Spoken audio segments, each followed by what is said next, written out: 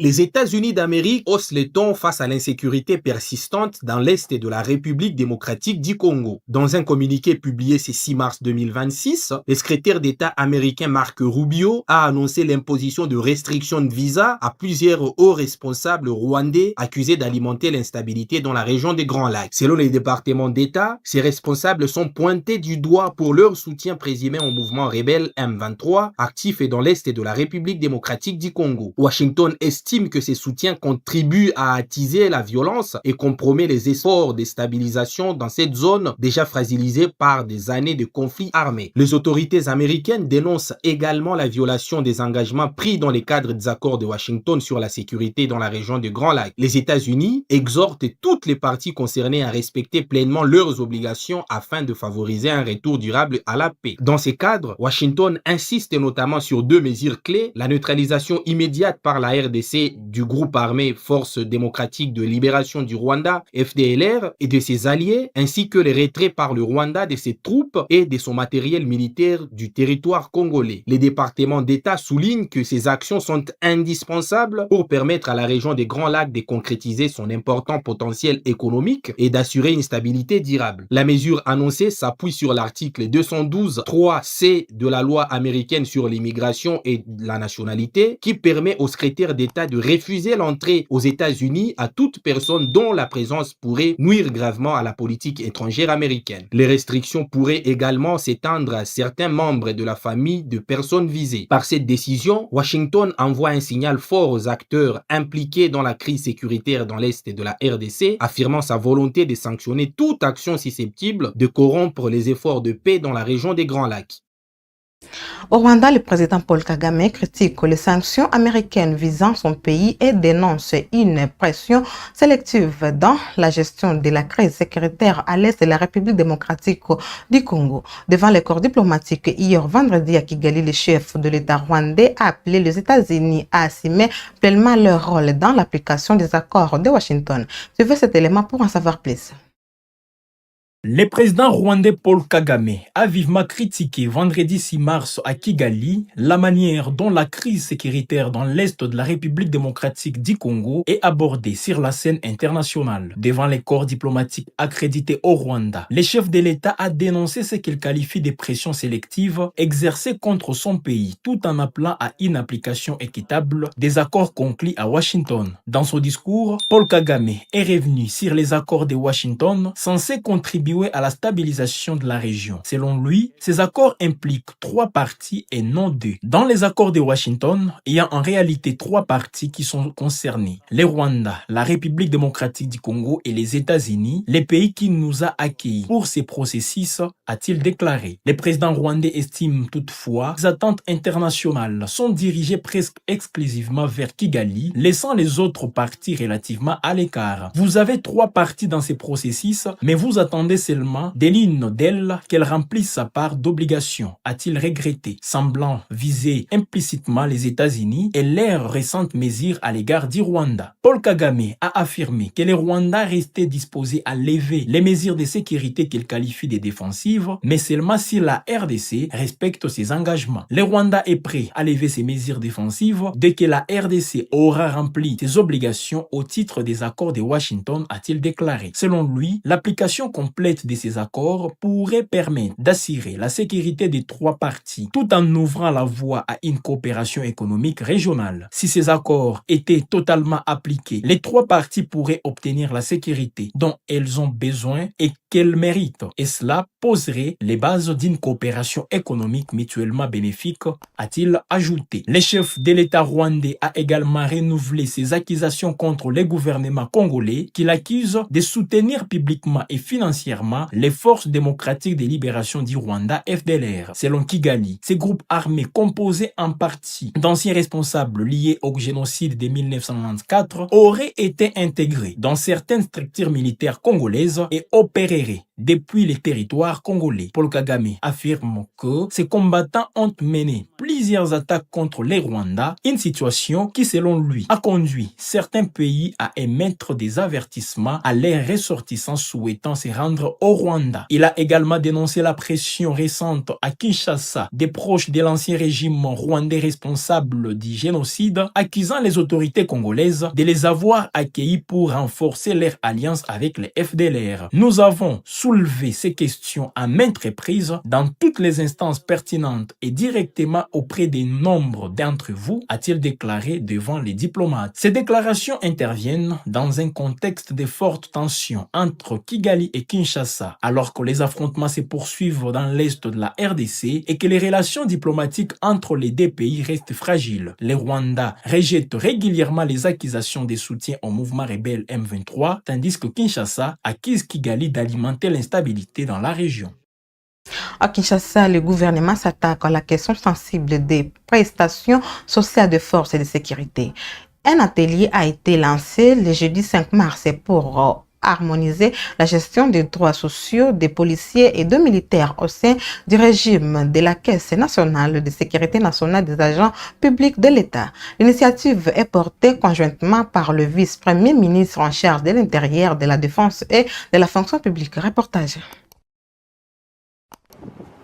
Dans l'optique de la mise en place des mécanismes de gestion des prestations sociales au profit des policiers et militaires par la SENSAP, les experts de l'armée, de la police et de la Caisse nationale des sécurités sociales des agents publics de l'État vont réfléchir en marge de l'atelier de haut niveau lancé le jeudi 5 février 2026 par les vice-premiers ministres Jacques Machabani, Guy Kabongo et Jean-Pierre Liaou, respectivement en charge de l'intérieur, de la défense et de la fonction publique à l'hôtel Béatrice dans la commune de la Gombe.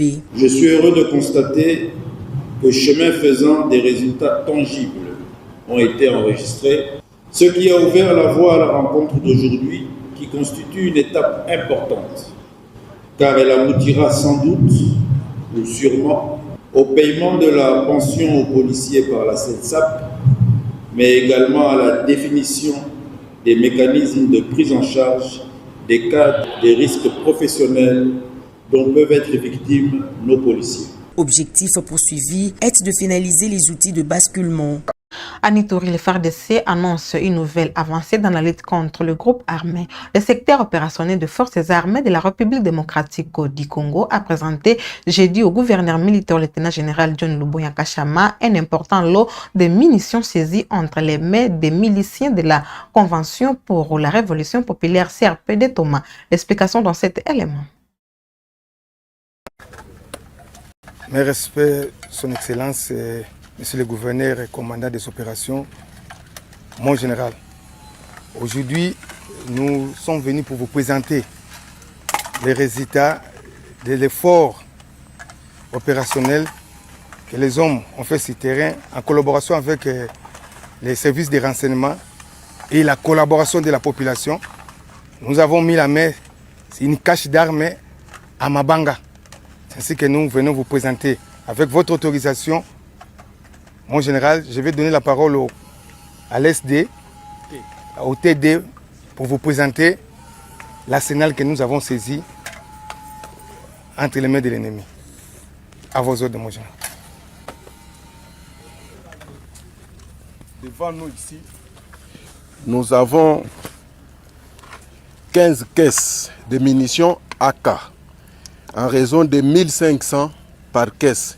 Si nous faisons la multiplication, c'est quelque chose de 22 000 jusqu'au-delà. C'est ça, ces caisses donc de munitions AK. Et ici, nous avons aussi les box de munitions. Nous avons 61 pour les munitions PKM. Nous avons aussi 40, c'est ça. Ça, c'est pour les donc, AK. Ça, c'est pour les PKM. Il y en a comme ça, 60 pour PKM et 40 pour AK. De l'autre côté, nous avons les bombes de RPG-7. Et ces bombes ici, nous en avons 64. Bombes de RPG-7. Voilà, ce sont ces bombes ici que vous voyez. Et tout ça, ça a été récupéré toujours à Mabanga. Nous avons aussi les chargeurs. Nous avons 85 chargeurs des AK qui sont garnis. Nous avons 73 chargeurs qui sont non garnis. Nous avons 2 armes qui ont été ramassées. Ce sont les armes AK. Parmi donc, c'était aussi enfoui dans les lots de ces munitions. Pour les mortiers 60, nous avons comme ça 40 bombes donc de mortiers 60. C'est comme ça. Les gaz lacrymogènes qui sont là-bas sont au nombre de 10. Nous avons aussi donc 20 bombes pour l'AK Castor, donc qui sont ici. Vous pouvez voir cela. Les munitions ici, les boîtes de munitions ici. Chaque boîte contient 20 munitions. Nous avons 87 boîtes. Alors si vous faites donc la multiplication x 20, vous allez trouver vous-même les nombres. Pour les munitions en vrac, les munitions des AK, nous avons, je m'excuse, 4400 et des munitions pour les PKM et munitions AK, nous avons 970 munitions AK en vrac.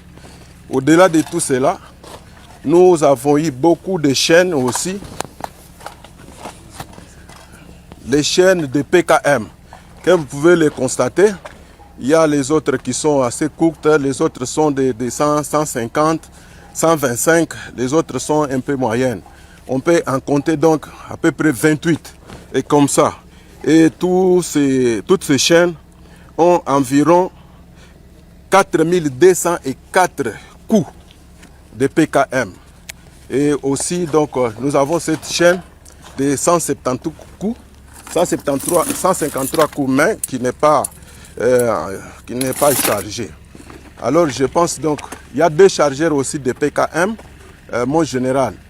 Nous avons aussi les canons, 4 canons de PKM qui sont de l'autre côté là-bas. Vous pouvez toucher ça pour que les gens voient un peu très bien. Voilà un peu en grosso modo, mon général, le travail que vos éléments ont abattu. Voilà, ça fait 2 semaines que nous avons fait notre évaluation. Et il y a eu des images qui sont passées, notamment montrant tout le matériel, les munitions et autres, les armes que nous avions, n'est-ce pas, récupérées sur le champ de bataille, sur l'ennemi. Et beaucoup de gens ont été frappés par ce travail. Et donc, j'ai reçu des communautés qui sont d'abord venues me féliciter et féliciter notre armée. Et ayant vu le travail exécuté, ces communautés m'ont promis qu'elles allaient envoyer ces enfants pour, n'est-ce pas, nous montrer des caches d'armes. Et voilà, j'ai eu, n'est-ce pas, avec le concours des communautés, avec nos militaires qui sont sur le terrain, voilà que nous venons de découvrir cette cache d'armes qui contenait beaucoup de munitions.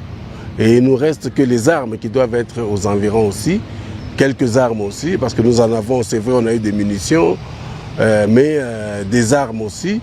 Mais nous devrions avoir la plus grande quantité d'armes dans les jours qui arrivent. Donc je tiens vraiment à féliciter ces communautés parce qu'on sent, on voit qu'aujourd'hui les communautés sont engagées. Elles ne veulent plus de la guerre. Vous vous souviendrez qu'en son temps, j'avais dit, ces criminels qui ont toujours pensé qu'ils gèrent les communautés, j'ai toujours dit qu'ils se trompent gravement. Parce que les souffrances aujourd'hui, c'est ces communautés-là, ce sont les enfants des communautés qui sont en train de souffrir. Ce sont les femmes de ces communautés-là qui souffrent. Et que donc, toutes ces personnes-là se sont décidées pour dire on en a marre de la guerre. Ils connaissent, ils savent, ces personnes savent que ce sont les enfants, ces enfants, leurs enfants, n'est-ce pas, qui sont allés cacher ces armes. Ces communautés savent où se trouvent ces armes. Bonne nouvelle pour la préservation du parc national de Lupemba dans le Haut-Katanga. Les forces armées de la République démocratique du Congo, accompagnées du ministre provincial de l'Intérieur Jean-Jacques Kashiba, ont repris le contrôle du quartier général de Lusinga